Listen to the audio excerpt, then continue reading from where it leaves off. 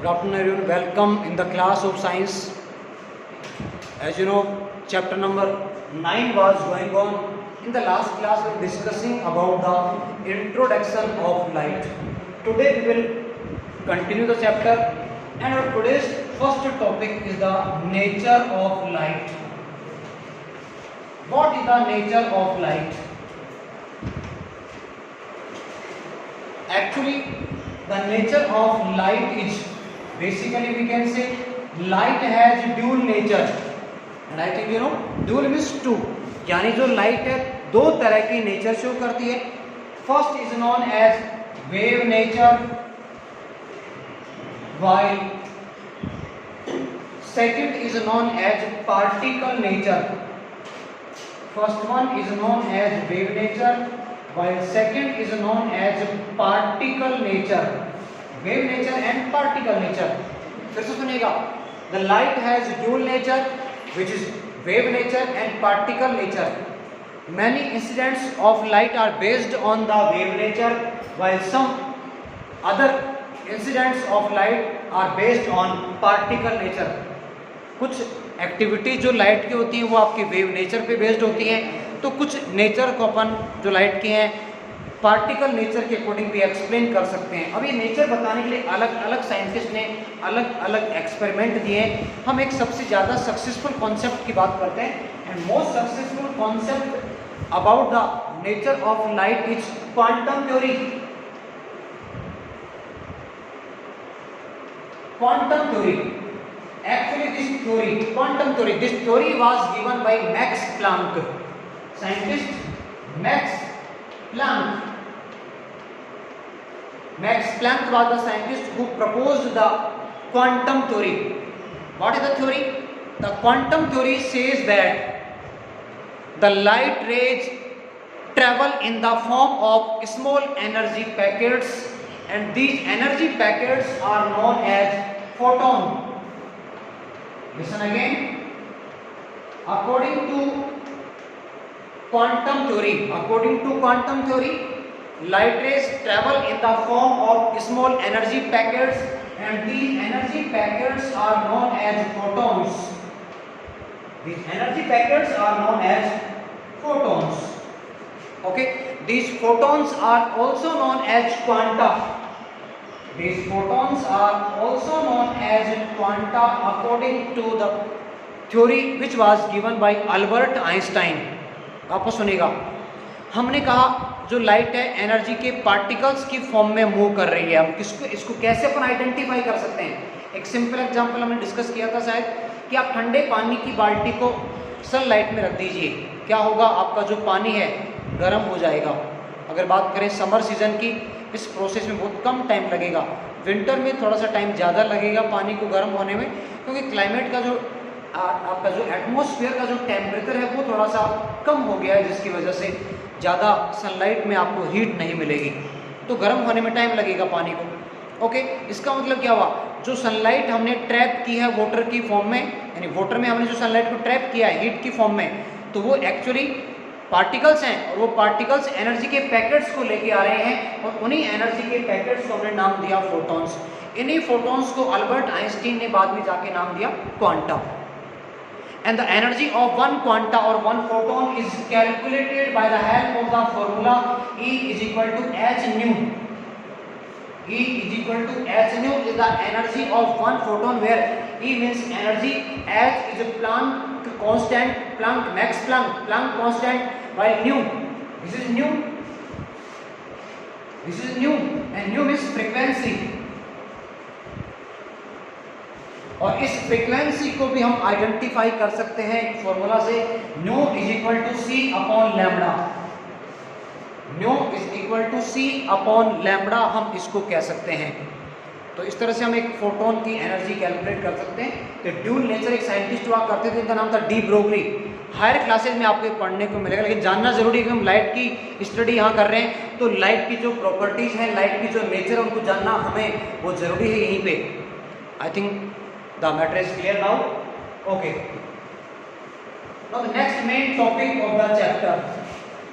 Main topic of the chapter, which is the first topic, and the topic is reflection of light. First topic of the chapter, reflection of light.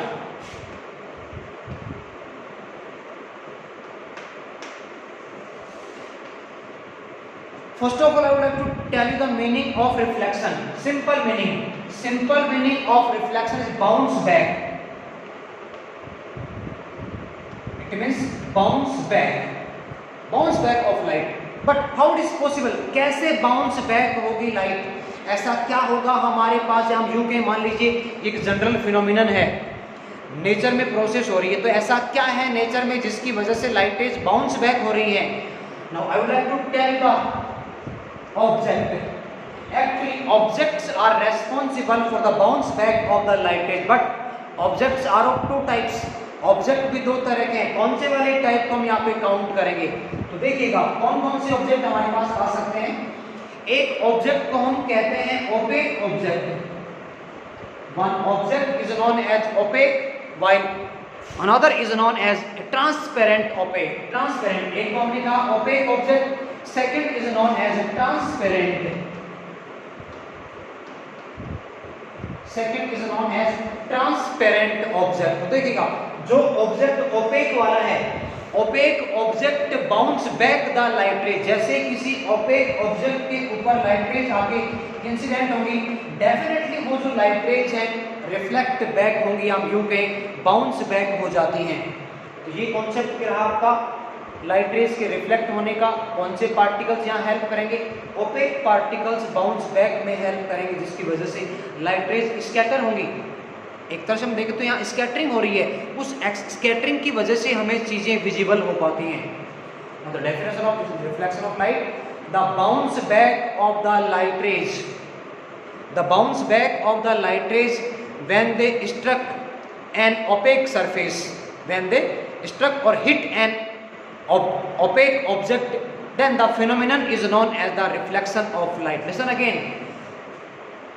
The bounce back of the light rays when they hit an opaque object, then it is known as the reflection of light.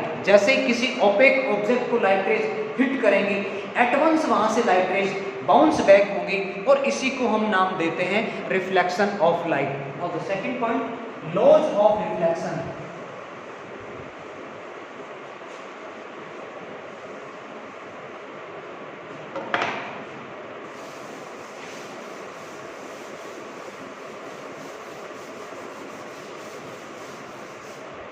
देखिएगा next topic,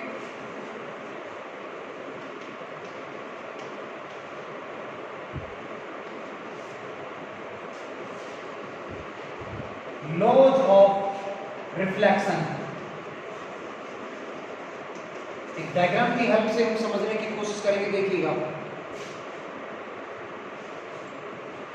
मान लीजिए हमने एक diagram बनाया है. This is a plane mirror. we'll discuss later on mirror and its type. Basically mirrors are of two types, plane mirror while second is known as the spherical mirror. तो हमने यहाँ पे एक एग्जांपल लिया है plane mirror का. This is a plane mirror.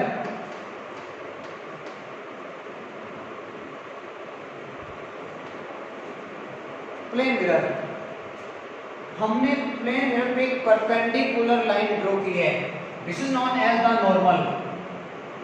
According to physics हमने plane mirror पे परपेंडिकुलर लाइन ड्रॉ की है. This perpendicular line is known as the normal which is at the right angle to the plane mirror. Suppose that one incident ray is incident on the plane mirror which is PQ. PQ is the incident ray which incident on the plane mirror with the help of a angle I, and after some time it bounce back or reflect by the angle R. Then it is known as reflected ray.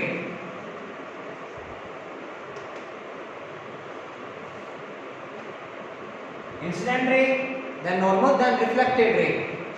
Okay, अब देखिए लो one क्या कहता है. Law one, according to law one, incident रे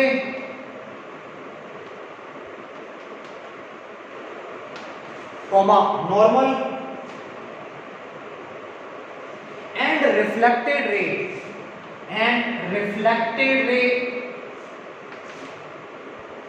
all are lie in a same plane. आप देख पा रहे हैं इसी एक प्लेन के अंदर ये बनी हुई हैं. all are lie in a same plane. this is known as the first law of reflection. वापस सुनिएगा. incident ray, reflected ray and normal all are lie in a same plane. okay, now the second law. no second law देखिएगा. the angle between the normal and the incident ray will be equal to the, थोड़ा सा आपको यहाँ पे ये obliquely नजर आ रही होगी. ये एक्चुअली दोनों एंगल इक्वल होते हैं. ये लाइन थोड़ी सी मैंने ऑब्लिकली बना दी है, तो ये याद रखें आप. एंगल आई और एंगल आर दोनों इक्वल होंगे. भाई मैंने आपको डीसी तो बनाई नहीं है, नहीं मैंने आपके कंपास सामने लिया है. ये तो डायरेक्टली मैंने ऐसे बना दी है. तो याद रखें आप आई और आर की जो वैल्यू इक्वल यहाँ पे होगी. क्यों इक्वल होगी? सेकंड लॉ इस बात को एक्सप्लेन करने वाला है. The angle which is formed by the incident ray with the normal will be equal to the angle which is formed by the reflected ray with the normal. It means according to second law we can say angle I will be equal to the angle R. Angle I will be equal to the angle R, or you can say angle of incidence will be equal to the angle of reflection. Angle of incidence will be equal to the angle of reflection. अगर हम बात करेंगे यहाँ पे n point हमने लिया तो देखिए क्या होगा. एंगल PQN, एंगल PQN जो कि आप देख पा रहे हैं PQ, बीच में आपका P पॉइंट और Q पॉइंट हमने लिया. PQN will be equal to the angle NQ, या मान लीजिए हमने ले लिया R, NQR equal to the NQR. यानी यहाँ पे ये जो एंगल आप देख पा रहे हैं ये एंगल इस वाले एंगल के इक्वल होगा. This is known as the second law of reflection. Now listen again. angle of incidence will be equal to the angle of reflection. This is known as the second law of reflection. Now that's all for today. Later on we will discuss tomorrow. Thank you so much.